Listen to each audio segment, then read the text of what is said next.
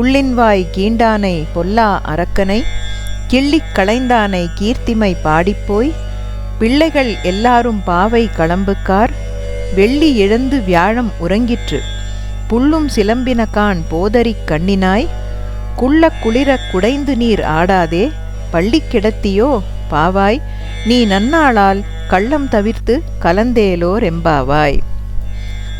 பறவை வடிவத்தில் வந்த பகாசுரனின் வாயை பிளந்து அழிக்கவும் பிறன் மனை நாடிய ராவணனின் தலையை கொய்யவும் அவதாரம் எடுத்த நாராயணனின் புகழை பாடியபடியே நம் தோழியர் எல்லாரும் பாவை விரதம் இருக்கும் இடத்திற்கு சென்றாகிவிட்டது.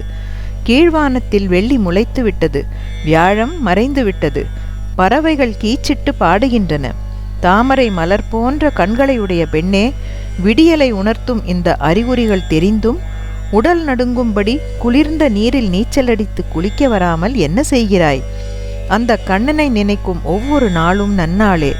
மார்கழியில் அவனை நினைப்பது இன்னும் சிறப்பல்லவா? எனவே தூக்கம் என்கிற திருட்டை தவிர்த்து எங்களுடன் நீராடவா.